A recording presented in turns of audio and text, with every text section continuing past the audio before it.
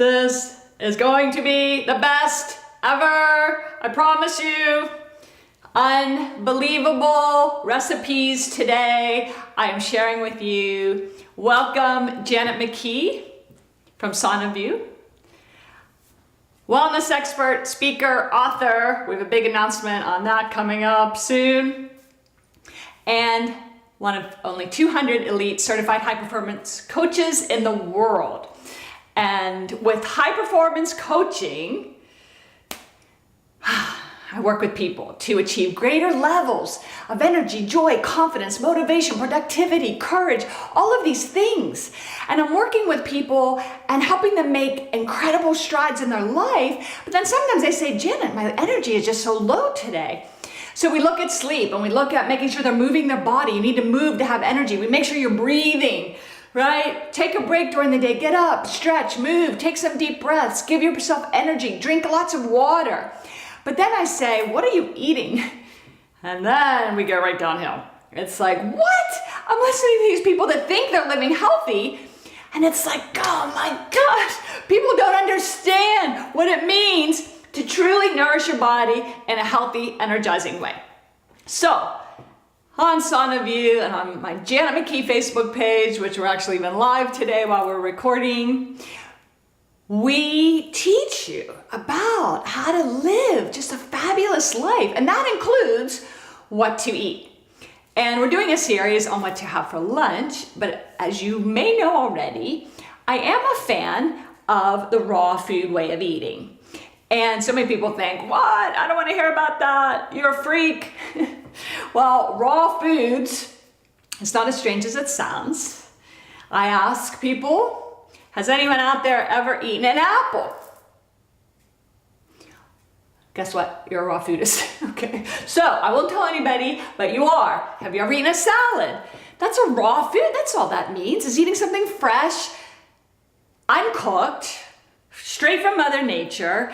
And it's fabulous. Not only, I believe, for great taste and texture and everything, but science has proven now that it's incredibly powerful for you because you get more nutrients, more antioxidants, more anti-inflammatory compounds. And these are the secrets to living just perfectly healthy. So I don't recommend, and I don't even do this, to be 100% raw foodist. Some people are doing that successfully, and my hat's off to you. I think that is incredible because it takes a huge commitment to do that.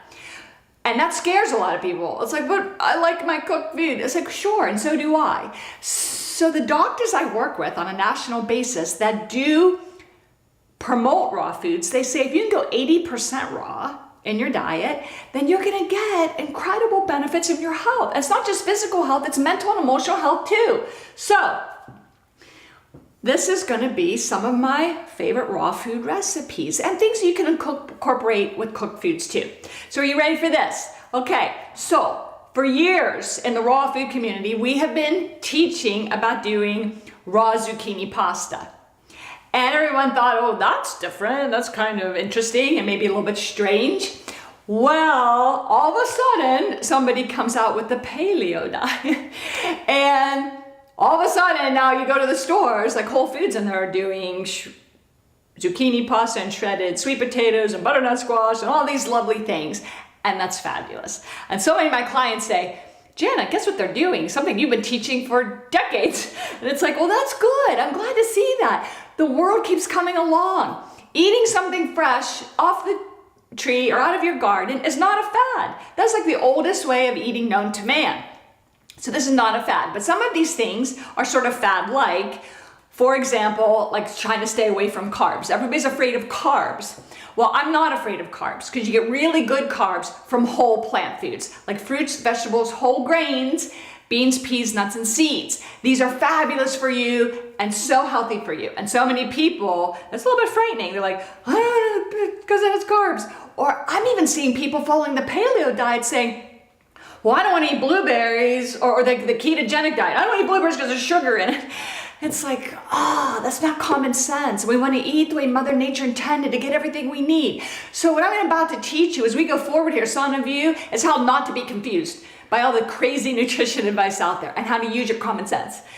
Okay, use the noodle in your head to learn how to eat good noodles. And I'm a huge fan of eating pasta, by the way. I think a wonderful plant-based meal with some pasta with a tomato sauce and a fresh salad. I really love the gluten-free pastas. The brown rice pasta and the quinoa pastas are awesome because they're whole grain and gluten-free, which is benefit for many of us. So there's a lot of good options out there. And I understand now they're coming out with all kinds of pastas from beans and other things, which is fabulous. It's so much easier to eat healthy today than it ever was years ago when I was starting.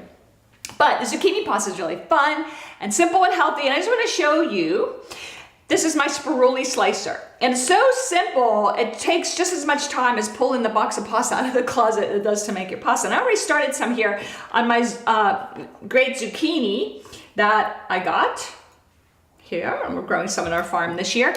And I'm just going to show you, I'm just finishing up some here where you see the, this has suction cups on this. For the countertop, it shows the noodles coming out the front here for you, okay? So, but let me show you what you actually do, the way this works. I like to take a zucchini and cut it into sections so you have a manageable section. And it has this area here that you just kind of stick it on, and this end has teeth on it. You stick it so that it holds your zucchini for you. And there are blades on this thing, and they have different shapes and sizes for blades.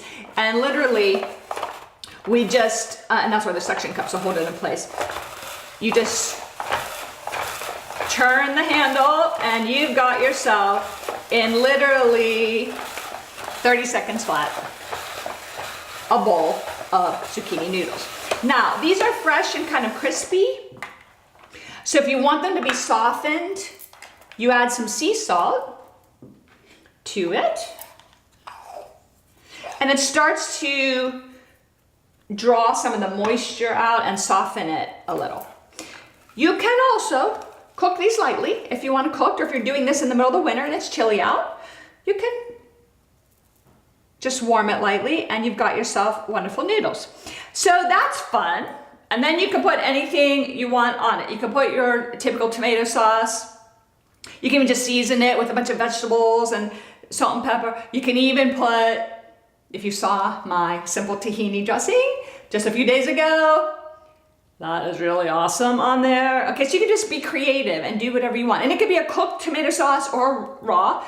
And all of these recipes are available on our site at saunaview.com. So there is a raw sort of tomato sauce with tomatoes and basil, the typical types of things, and uncooked you could put on there. Or like I said, especially in the middle of the winter, put your cooked tomato sauce on there. One basic sauce that is very common and wonderful to use on so many foods is an option for the zucchini pasta, and that is a basic pesto sauce. And I'm going to show you that first before I get to the really exciting, healthy, raw Alfredo sauce. Yes, I'm just going to tease you with that just for a minute while we do this. Okay, so pesto is a very traditional, wonderful dip, sauce, dressing to use on so many foods that gives you so much incredible flavor. Eating healthy does not have to be boring. It needs to be delicious. I mean, I guess I would call myself a health foodie.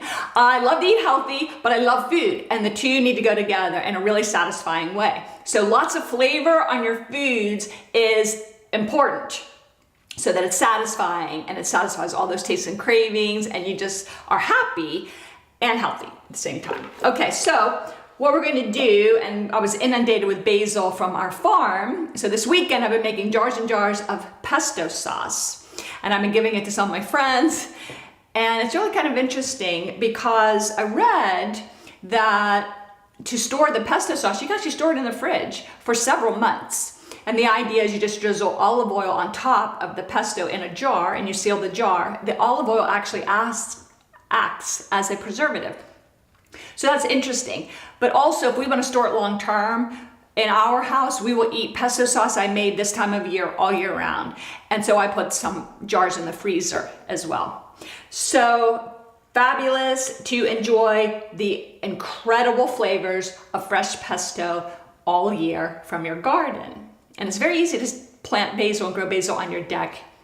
Takes no effort at all. So I've got basil, and I understand the best time to pick your basil and to cook with it is when it just starts to flower, just about to start to flower.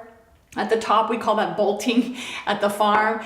And to slow down the bolting, you actually chop those sections off. And that's actually what I'm using here. And you can incorporate the flowers and a little bit of the delicate stems in this. And it works fine. It all tastes the same and it's fabulous. So it's a good way to not let anything go to waste. True traditional pesto, however, is actually done with a mortar and pestle.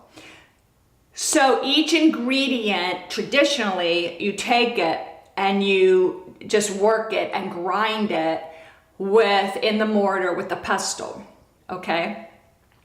I don't know about you, but I'm a busy lady and I'm not about to stand there and do this. Now, it is supposed to be known for really preserving the flavor when you do that. So if you have time and you're willing, give that a try. And that is the authentic traditional way to truly do it.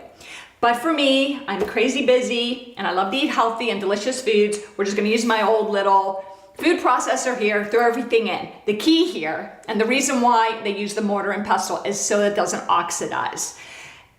So what's important here is you don't over-process it. I just like to process it enough so that it's still bright green, little bit chunky yet. And I stick it in a jar, put olive oil over in the fridge, and we're good to go for it to keep for months. So just be careful if you are using your food processor. If you keep processing, it'll start to turn darker brown. And that's not bad. It still has great flavor, but we want to keep it as fresh as possible. So in my food processor, I'm going to put 2 cups of fresh basil, a little bit of basil flowers and stems in there. Wonderful. Then we're going to add raw pine nuts. Now, pine nuts are a little bit expensive, but you only use 2 tablespoons in a whole jar of pesto, and the flavor is authentic and unique and very wonderful. I recommend raw, and all your nuts and seeds should be consumed raw when possible. If you're cooking them a little bit here or there, that's fine, but for the most part, raw, and it does have the best flavor for that. So we're gonna put 2 tablespoons of pine nuts. Then we're gonna add some fresh garlic. Okay, so this is interesting because the greens are very healthy for you, really good source of calcium and nutrients, and they're also alkalizing for the pH of your body, which helps keep you healthy. Pine nuts have great healthy fats and protein. Garlic is the #1 cancer-fighting food. Natural antibacterial, antifungal, antiparasitic, antibacterial, that's the most important thing. So fabulous. Then we're gonna add, I like to add a 1/4 teaspoon of sea salt. But what you're gonna notice here is I'm not putting Parmesan cheese in my pesto. Traditional pesto does call for Parmesan cheese. I try to avoid eating too much dairy or any dairy if possible because of issues there, which you can learn about in my course online on how foods fight cancer. So I like to ease up on putting in my body things that are high in animal saturated fat, which is inflammatory, cholesterol, and hormones, which is what we get from dairy. So what we love from Parmesan is that it's salty.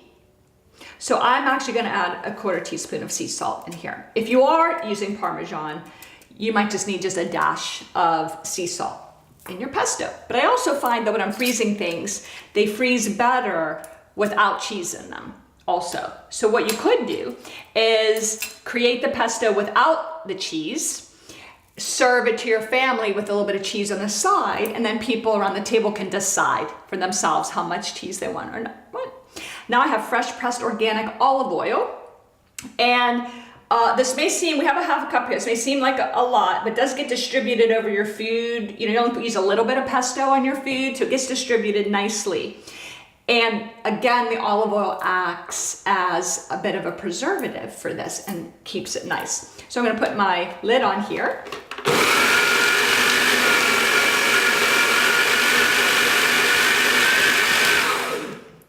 Take a look at it. Sometimes a leaf gets stuck in there. And what I'm gonna do is just scrape down the side.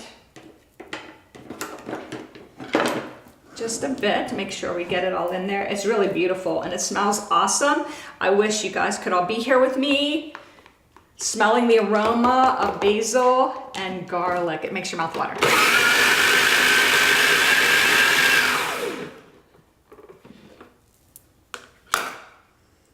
It's a little bit chunky yet, but I like this nice and green. I'm gonna come over and show you. So this is wonderful, delicious, savory, aromatic pesto. So people think, well, you only put that on pasta, and of course we can put that on our zucchini pasta, and I love to chop fresh tomatoes in with it, or a cooked pasta. But I wrote down all kinds of other ideas of what you can do with pesto. In our home, we love to, when it's chilly out, when we roast some potatoes or other root vegetables, we love sometimes to add the pesto. After it's done cooking, we just mix the potatoes with the pesto and it's delicious.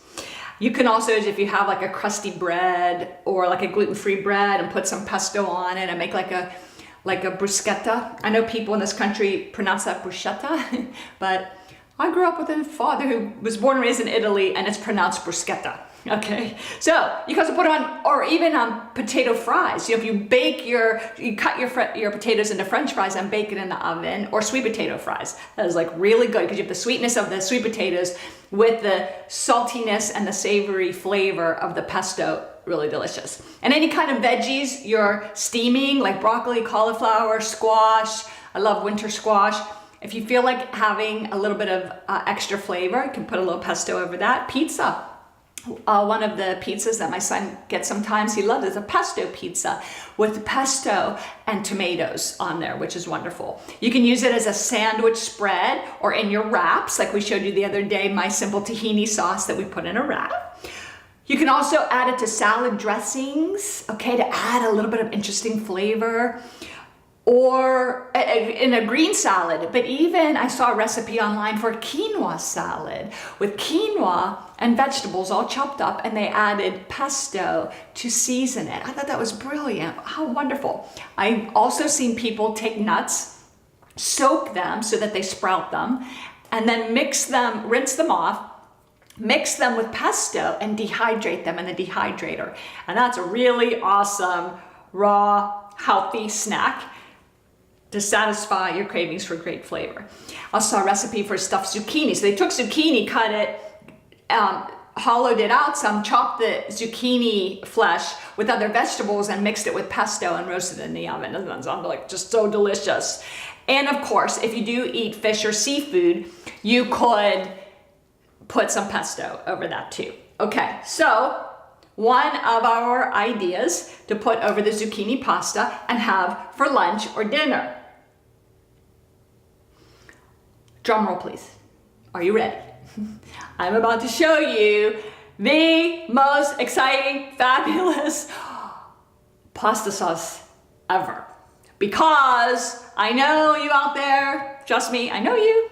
You want creamy, rich stuff, right?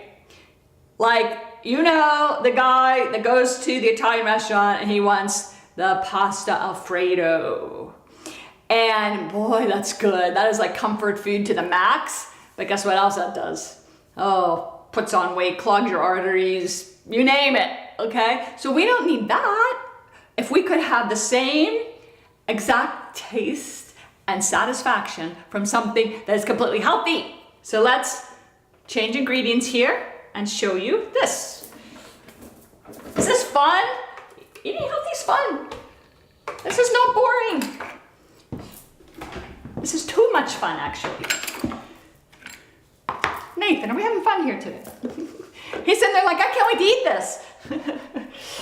He's like, Mom's actually making me Alfredo sauce? I thought I wasn't allowed to have Alfredo sauce. Okay, so I don't make this this very often because I don't tend to go for really creamy things like my tahini dressing. So this will be fun. I haven't had this for a while. Now, I'm not saying this is a no-fat diet, but it definitely will help you, support you if you're on a diet to help reverse heart disease, diabetes, cancer. If you are worried about eating paleo or ketogenic, whatever crazy diet you happen to be on, of course, if you're on a raw food diet, this will work for you. Now, I'm not saying it's no fat though, there's definitely fat, but I'm a huge fan of getting fat and protein, healthy fats and protein, especially anti-inflammatory from nuts and seeds. Now, this one does call for macadamia nuts, but you can also use pine nuts or cashews or a blanched almond. And a blanched almond would not be raw because I think they heat them to blanch them. But we're gonna go ahead with the original recipe that I created with macadamia nuts. Now let me warn you, macadamia nuts are quite expensive, but we're in the summertime here, and my son and I have been to Hawaii a few times in the summer, and I miss Hawaii. So I'm just gonna bring that feeling of being in Hawaii and bring macadamia nuts into our diet today. So we've got 2.5 cups macadamia nuts. We've got, oh, I should probably measure this.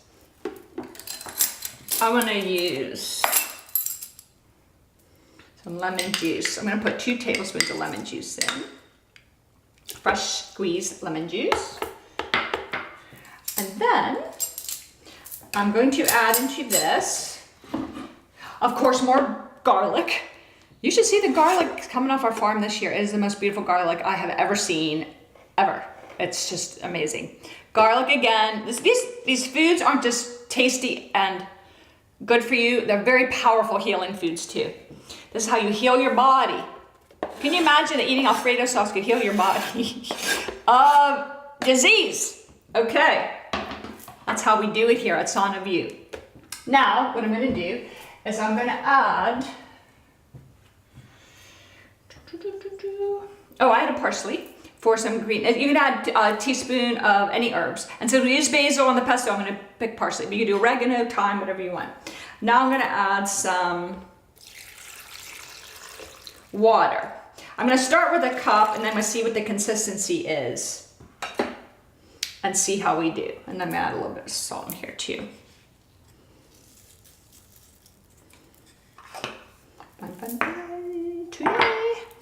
Okay, let's see how this works. This might be a little bit noisy.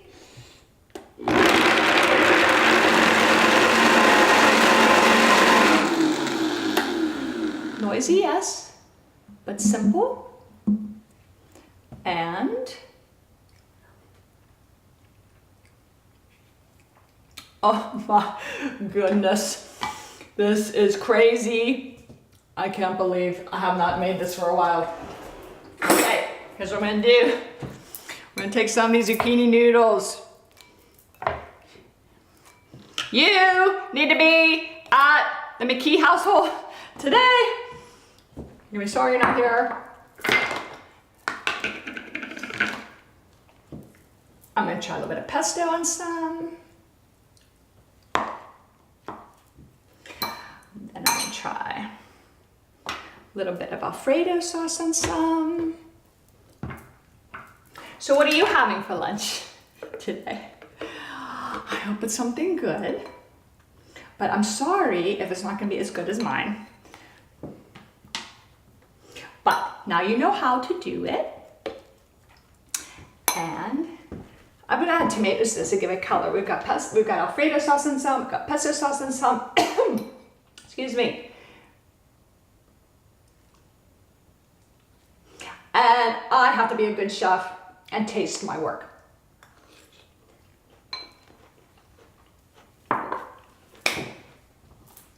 Do what the hallelujah chorus sounds like. That's what we have going on here today. Janet McKee, wellness expert, speaker, author, high performance coach. I'll get you to advance your life to greater levels than you ever thought possible. Follow me, Janet McKee fan Facebook page. Come to sonofyou.com and get energized. Thank you for joining. I love you. Have a wonderful day.